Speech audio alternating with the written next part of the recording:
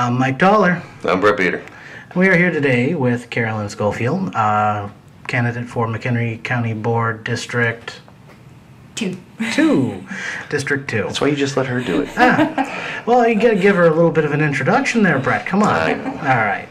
And so we're going to go ahead and turn over the mic to her and let us know about her as a candidate.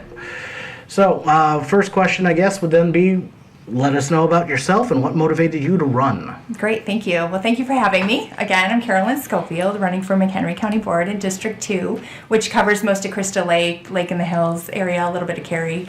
And backing up to my start, my background is actually not in politics. I have a degree in general engineering with an environmental specialization, and then did fire protection engineering and product liability, and kind of got into politics when I was on the Planning and Zoning Commission in Crystal Lake, and I served 10 years on that, and then moved on to the Crystal Lake City Council, spent a term there, and then spent a term actually on the county board up until, in 2012, I was elected the first time around to the McHenry County Board, and made the decision to run for state representative in 2016 rather than running for the county board again, because I feel like I had a lot of work to continue that could be brought to the state level. Unfortunately, that didn't work out for me, so I've been off the county board since that time because my term was up, and now excited for this opportunity to get back on and continue the work that I had done at the county. I did a lot of environmental issues. I chaired the Planning and Development Committee last I was on there. I was on the executive board of the Northwest Water Planning Alliance for the county board.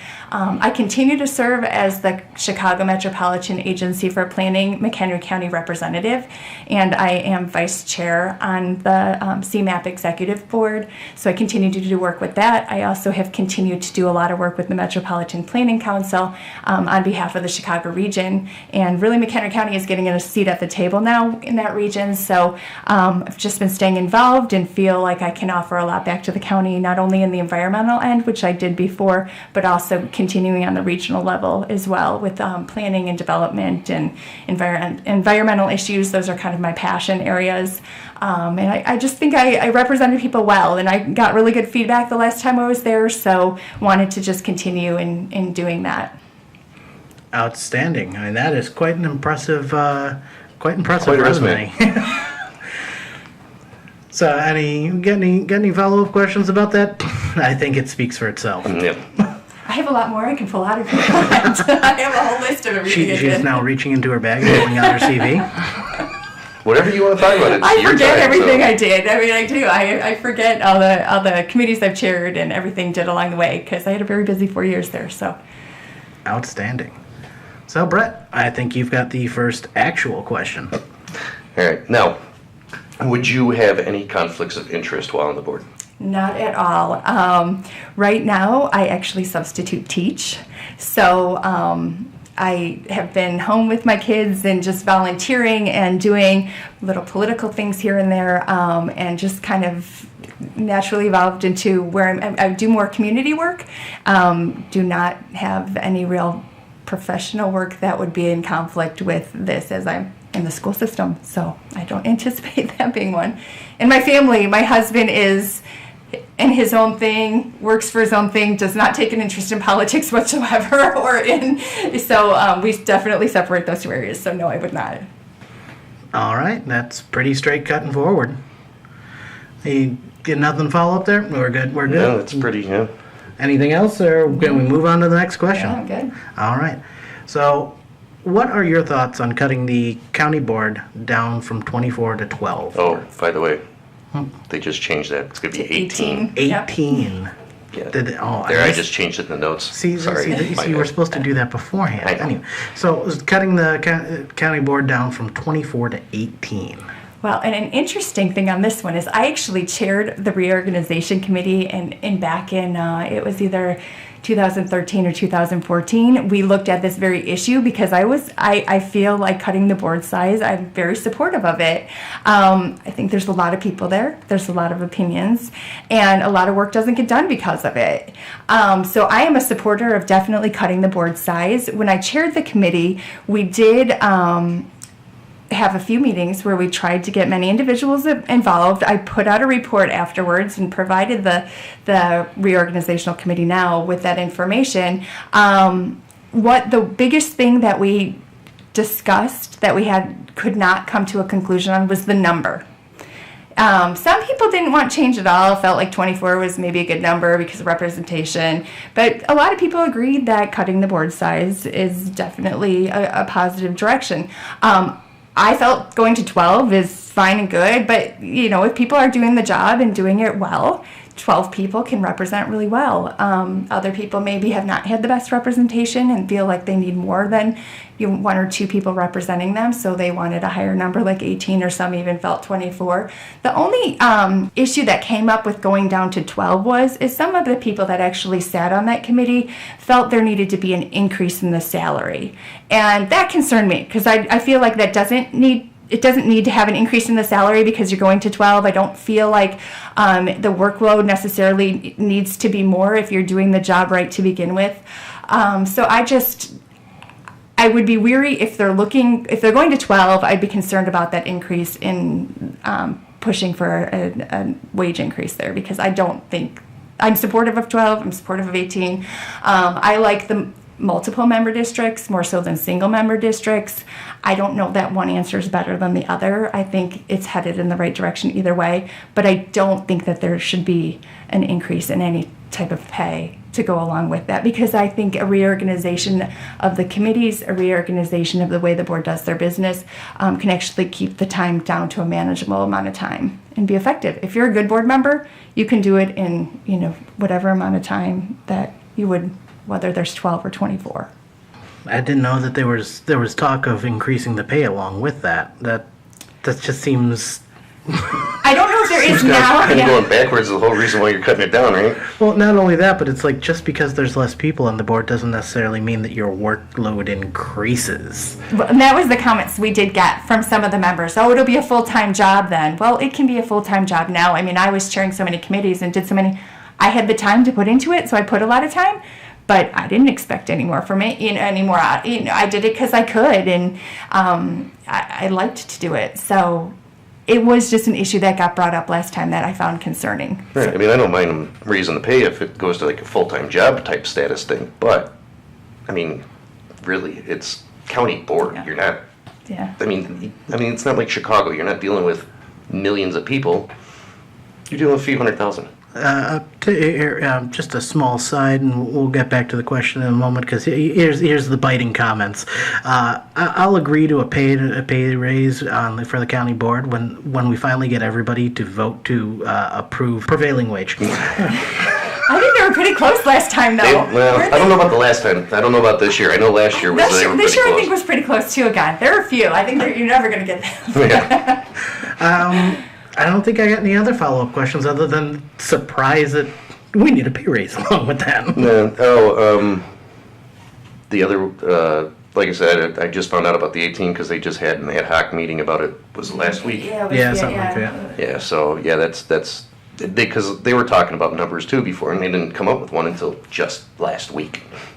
So it was a very contentious issue when we did it that nobody really could, and we explored all other county boards as well, and the other county boards are all over the board. I mean, there's no consistency, and some I think went up to 31 on their board. I mean, there's in some are as few as 8, so there was no consistency to be found there. There was no right or wrong, and then in individuals, they just couldn't really agree, and then single member versus multiple member districts. So it'll be interesting in the redistricting as well, because one of the concerns that came up in that also, which came out in my report, was when it gets redistricted, it really should consist of people from the community, not just county board members, because really they're redistricting, their own. It's kind of gerrymandering. Yeah, and in their own personal interest in it. And even, I think a lot of people probably are thinking, well, if we go down to 12, then only 2 of us are going to be here.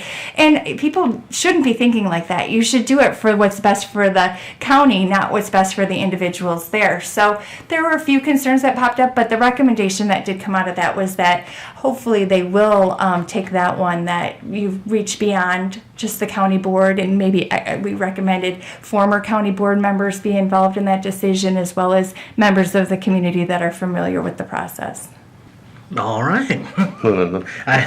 I got no complaints or anything else to say to that, but other than that sounds glorious.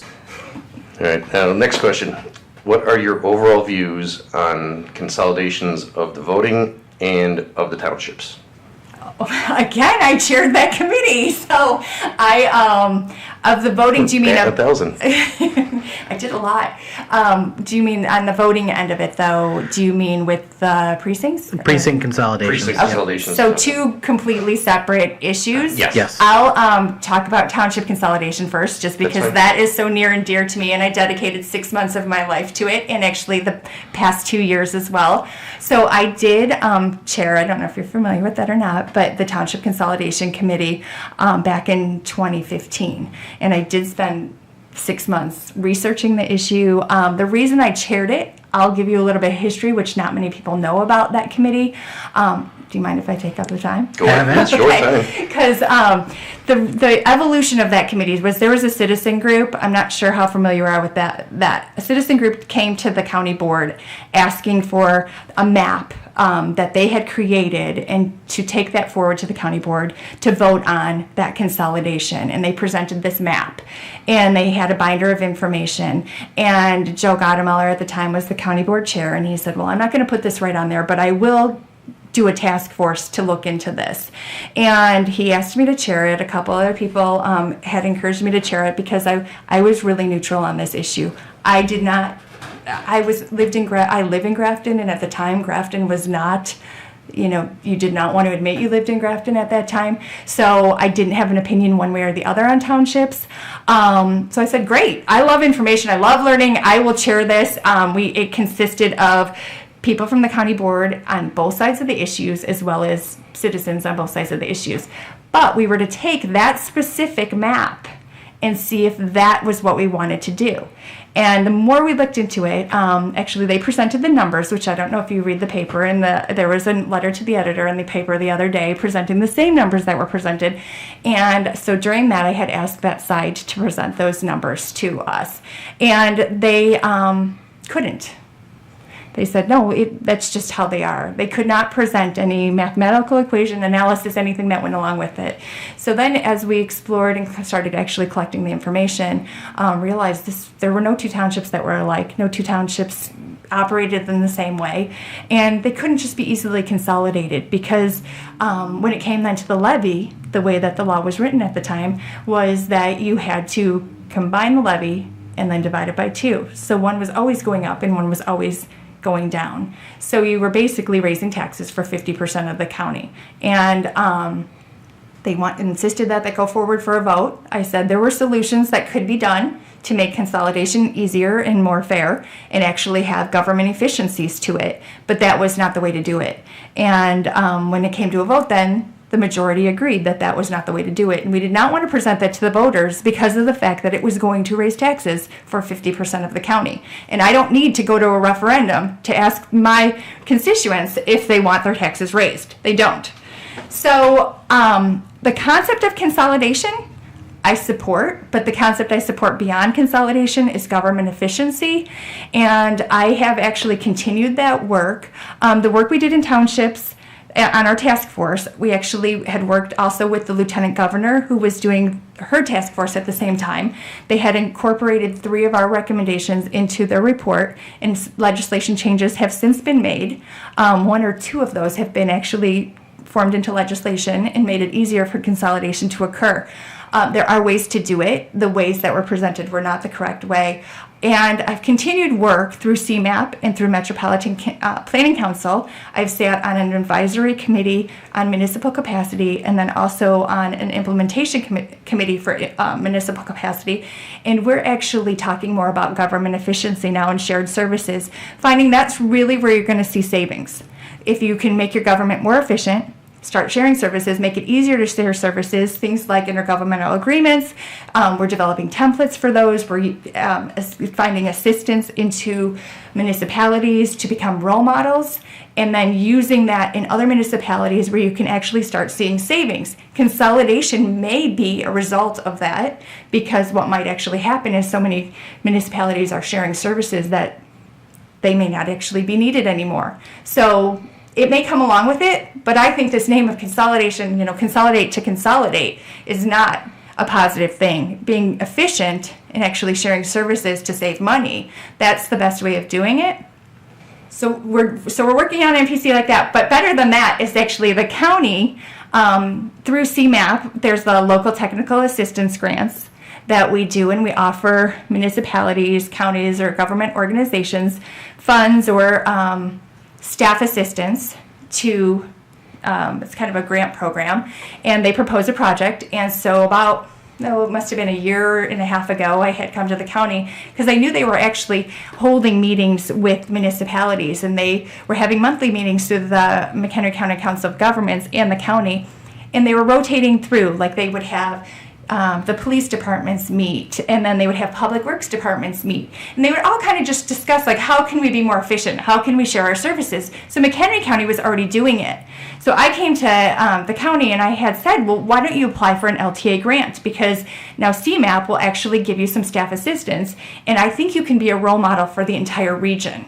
So CMAP did accept the county and McHog to grant this LTA grant, and they have started that, and MPC, CMAP, and the county will all be working together, and they're hoping to use this project that they're working on shared services actually as a role model for the entire region. So it's really exciting because if it works, it will be just this great project for everyone and really can have an effect. So I know it's a long answer to a simple question, but I get so frustrated because consolidation, it's like an easy word, but it's not as easy of a solution, and it's really the wrong word to be using, because is that truly what people want? Do people really want to just consolidate, or do they really want to save money? Again, it goes back to, you really want to save money and be efficient. You don't want to just consolidate to consolidate. Well, some of them out there, they don't even want to consolidate. They just want to get rid of it. Yep. Well, and that's true too. And then that's a whole other story. Yeah. And do you want me to answer the voter side too, or was I too long? No. You, like I said, this is your time. So, I mean, if you got an answer away. Well, in the voter one, the only concern I have is there were so many changes this last time about with some of the voters.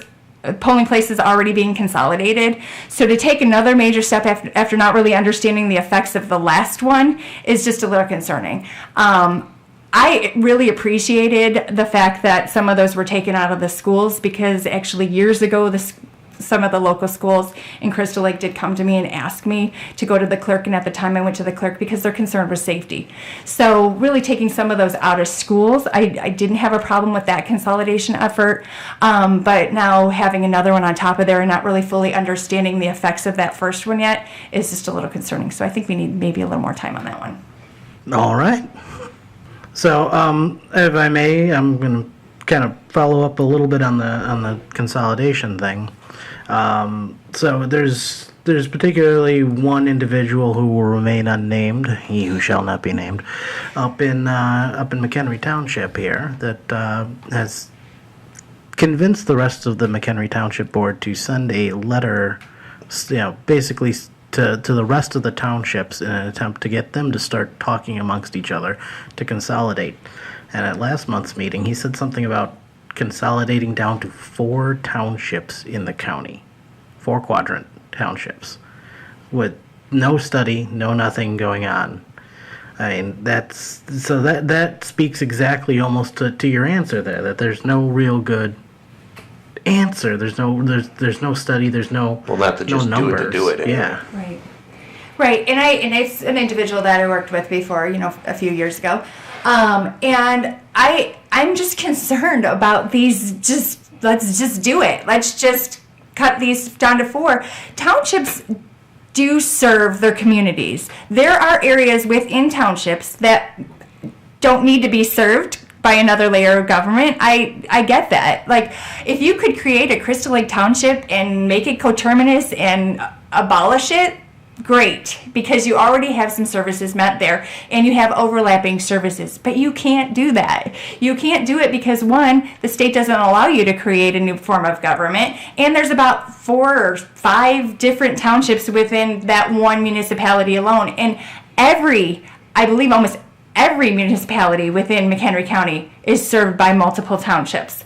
So you can't easily do it. You can't be in Evanston. You can't be, I think it was Naperville was the other. was it one. Naperville? And I know there's one right by Yeah. St. Louis to Belleville.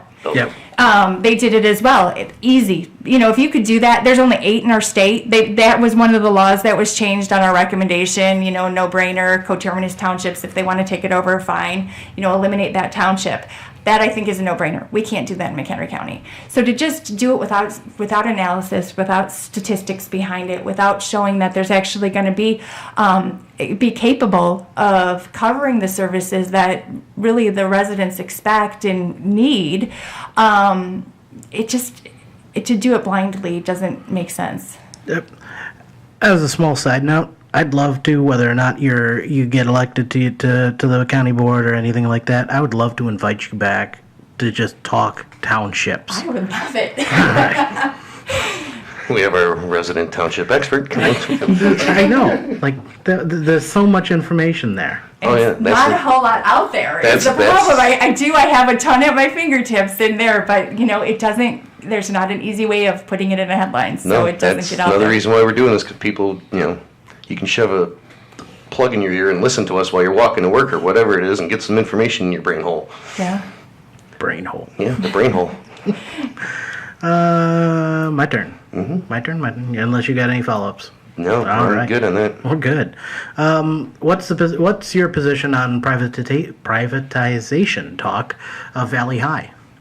We've been talking about that for a long time because they Yep. were talking about it when I was on the board. My concern with the Valley High in general is the fact that the voters voted for Valley High. And I don't like taking away something that the voters have put into place without the voters weighing in on it again. So that's my main concern, any issue that would come up with Valley High and what to do with it. That is one thing I would like voters to weigh in on, just because that was enacted by the voters. So you'd prefer to see that decided by a referendum instead of the board? I would like to. Yeah, I really would. I would like to have or some sort of survey or some sort of feedback, actually. And if it is one that it can save money or it can stabilize things here and there, maybe, those facts can be presented and then educate the public on what they're really voting on. But So it's kind of like consolidations. If it's not, don't just do it to do it. Right. But if you can prove that it's going to save you money or, make it more efficient, then let's talk about it. I actually even think this is a little stronger than consolidation from the standpoint of the voters voted for it. It went to referendum a couple times. It's gone to referendum, to create it, and then I think they had an increase along the way somewhere too. So, they've voted a couple times and have said, yes, we want to spend our money here. And they consider it a very valuable resource for the county. And it was never meant to be for profit. So really it was to help the most vulnerable within our community. So people need to understand and really weigh in on if you're going to change that. Awesome. Good answer. Good, clear, concise. I got nothing to follow up there. You? Nope, I'm good. All right. Anything else you'd like to add in on the tail end of it? All right. All right, so she should actually enjoy this one, I think. Oh, yeah. What one part of the county government would you receive more attention from you if you're elected? A pet project, maybe, or something. Just one thing. I think the answer is yes. One thing, it's so hard. I want to say the people, because I feel like sometimes that's so lacking in county government that there's, in the meetings, there's a lot that can go on amongst the boards, but they're not really going to the people and helping residents. So I don't know that there's one, because obviously I would dabble in a lot and I would continue to want to do that. But the one thing I will say is maybe going back to that consolidation, because I have been working so passionately on it these last 2 years, is really getting off of that and just changing the philosophy from these headlines to actually doing good, solid, effective work. That is the right thing to do because it's helping people, and not the thing to do because you're getting the most likes or headlines or, whatever it may be. So I'm one that I operate by just getting things done. I don't need the credit for it, and I say that all the time because really my philosophy just in general as why I continue to run for office is because I think in the long term, I don't think in the short term. I don't need acknowledgement for it today. I want, though, to know that my family and my grandchildren have a future for tomorrow. So, sorry I can't put it into one. No, that's fine. Your answer is your answer. I don't really have much to follow up there. Nope. No, that was pretty good. Next question then. What do you see as the most pressing needs for infrastructure or capital projects in this county? I think And you can take your time on this Well, one. and Most people do. the biggest one really is just maintaining, and it's in the whole region. Maintenance is really our biggest problem. We've created communities that cannot sustain themselves for the future. Maintaining our road systems and just providing at the current level is going to be a challenge into the future. So really getting a good, clear handle on where we are today and what we need to just maintain where we're at today. And not even just talking about the county. I actually just sat on a transportation funding committee with the Chicago Metropolitan Agency for Planning. We're planning our On to 2050 plan, and we're doing it for the entire Chicago region for the next 30 years. And I forget the numbers now, but we were going to be somewhere in the like $14 billion short to just maintain where we're at today. So we really, really need to think long and hard of how are we going to keep our infrastructure just how it is today. Not necessarily even improving it or making it better or expanding it, just keeping where we're at today. And one of the things we can do, which we tried to do, I also sat on the Unified Development Ordinance Committee, and which passed when I was on the county board, is the way we look at planning. And we can't build roads like we've been building them for the past 20 or 30 years. We cannot build all these subdivisions with all these roads and all these houses, and we really need to look at development in a different way. And I chaired another, oh goodness, it's all escaping me now, but looking at just millennials and our aging population and kind of the housing types that they want, and it's different than what we had been building. And I'm not sure that the everyone on the county board really bought into that concept yet. When we're seeing development, for example, we did have one development that wanted to be a little denser. The road systems are shorter though, less roads to maintain, less roads to build. You then have more open space. I don't know that people bought into the concept that that's what we need to do. And we need to do it because we got to stop creating all of these new roads. We've got to stop creating this long-term maintenance nightmare. And we really need to focus on what we have today. And then if it maybe is involving increasing densities in some areas to put the development there versus continuing to build more roads that we can no longer maintain, then just keeping the status quo is going to be the biggest struggle. All right. So I'm going to use my standard follow-up question for this one. So most people, when they hear infrastructure, they think of roads and bridges and stuff like that. Me as an IT person, when I hear infrastructure, I think comms. All, your internet connection, your telephone, your everything else that goes along with that, and the huge benefit that can be to a county, not just for the residents but for business. What do you feel about our infrastructure in this county right now, as it stands with communications and telecom? When I was on there, we did start the fiber consortium. That's very limited right now. It has the capabilities of expanding, and definitely feel that it's worthy of investing future expansion into it. And it was a big selling point as to why we were starting it, because we want to offer this to businesses, to residents. I think especially out here, you're probably even worse in that area than down by me in Crystal Lake, because I think it goes up to the college, it goes up to the county a little bit, but really building upon that would be a huge successful thing for the county, and for residents and for businesses especially, and the educational institutions. I mean, there's a couple of the school districts that are on it, but there's only a few right now in the county that are on it. And I mean, the school districts need it from the standpoint of their technology. I mean, our kids are all Chromebooks. I mean, they're one-on-ones now. They need something to support that. Outstanding. Just a little bit of personal experience. Where you're sitting right now in Wonder Lake, I work from home mostly because we're what's called a managed service provider. So I have literally one option for internet if I want to keep my job and live here. And that's Comcast. Anything else doesn't meet the broadband speeds I need to do that. I used to, before we bought this place, I lived literally not even 5 minutes away in McHenry at a brand new development that Cunard owns right there between the hospital and the church on Bull Valley Road. That had fiber to the house because it was brand new. What do you think the county board can do to motivate AT&T and Comcast and all these others to improve the infrastructure in the older, that's in the places that are there already, as opposed to just new developments getting that fiber to the house? I think the biggest thing they could do is look for opportunities. Like when the fiber consortium came along, it was an opportunity that we then had to vote on and take advantage of, actually then pulling it to the areas within the county. Any other opportunities that could arise that may afford that opportunity would be extremely beneficial. I don't know how much they are going to have to personally invest in it, more so get others to invest in it, but they can develop those relationships and try to make those connections for sure is probably the biggest thing they could do and the quickest thing they could do. Awesome, thank you. I'm good. Well, it's your turn then. All right, then. Should any part of the county budget be shielded from cuts? And if so, which?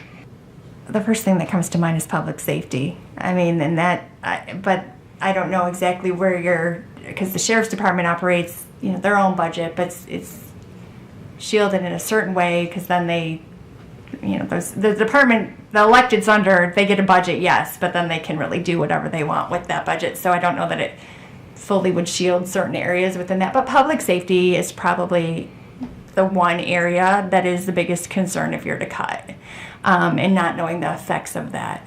That was the question, right? Yeah. Yep. I got no follow-up, you? No, I'm pretty good on that one. No, straightforward. It's an up and down question. It's nice when they're this easy, isn't it? Now for the complex one, or as it often has turned out to be. The closeout question. The closeout question, and you've got plenty of time to cover it. What do you think about the ICE contract with the McHenry County Sheriff? What are your thoughts about how it's set up? What are your thoughts about how it's executed? Would you prefer to see that brought underneath the board as opposed to being handled by the sheriff? What are, just go ahead. It's wide open. And you're jogging my memory because actually when I was on the board, we did vote for the ICE contract because the numbers, the contract was up and they were renegotiated at my time on the board. The ICE contract is very beneficial for the county. It helps cover a lot of the costs that would have a building sitting there empty. It was built with that in mind. It was built with the money from that, and they're able to use that. I think there's a little confusion that the sheriff has a lot of control on the individuals that are being housed there, and that is maybe the issue that is getting more public. Like, is he controlling who's there? And so the contract, they're two separate issues. How people are decided to be housed there and the government paying the county to house them are two separate things. So, if you handle the financials of it, it's very beneficial for the county to actually have that because they benefit by having that financially, and it's able to provide a working facility where the layoffs that would have had to have occurred had that number go away were very significant, and they would take a hard hit there, and you hate to see people be laid off for a viable source, a program that could continue. And it just seemed like a win-win for everybody. The county was making, people were staying employed, the government needed the services. So I'm not sure. I just think there's some political ends of it and maybe lack of understanding on who's really making decisions, and that may have come up. Well, my understanding is that the sheriff comes up with the terms of the contract, I guess, and then brings it to the board. That was my understanding. Yeah, that was how it was explained to us by someone else, was that the sheriff basically negotiates the contract, and then either the board gets to approve or deny the contract as a whole. They do not get a chance to modify the contract.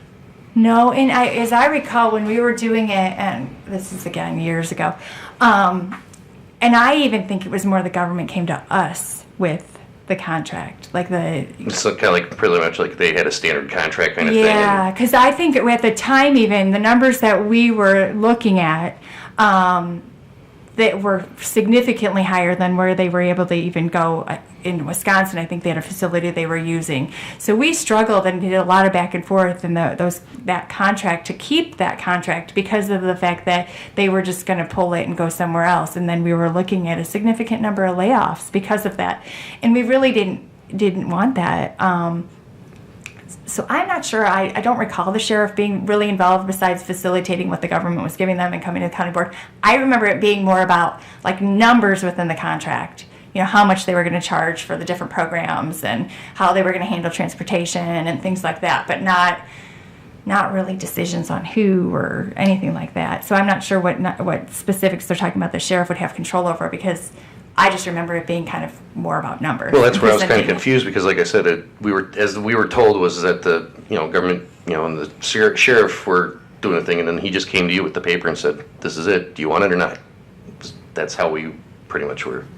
I remember we were under the impression of how it went down.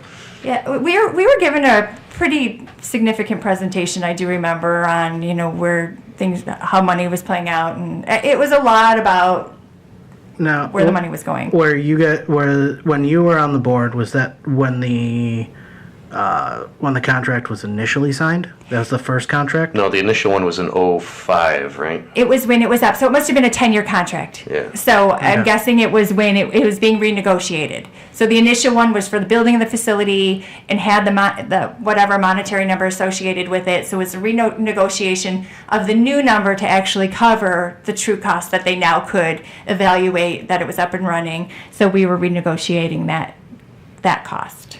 Okay. Please don't ask me what they were. No. From 3 years ago. No. I remember ended up being a win-win for everybody. I think we were pretty happy with what ended up, and I assume that's the one that's still in place today. Okay. Well, I don't think I have any more follow-ups for that one. We're good there. No, I'm good there too. Do you have anything else you'd like to kind of toss in on that subject? I think I'm good on that one. All right. Anything else that you care to? Yeah, just blurt out about websites or Twitters or Facebooks or whatever?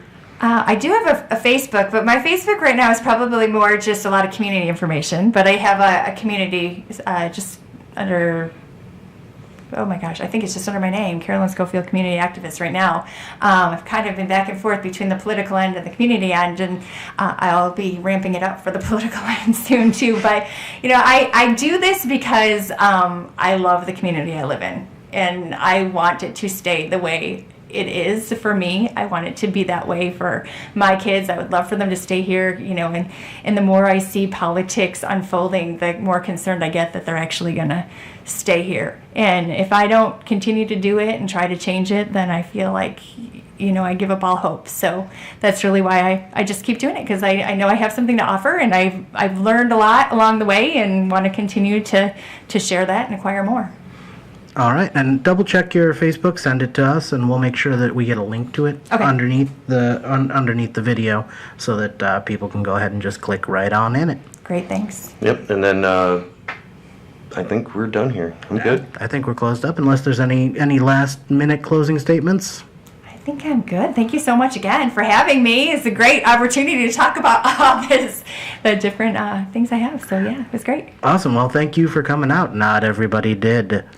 All right, and have a good...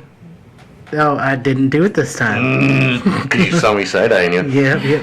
Have a good whatever time of day it is that you're currently listening to this, because it's a podcast, so yeah, time doesn't matter.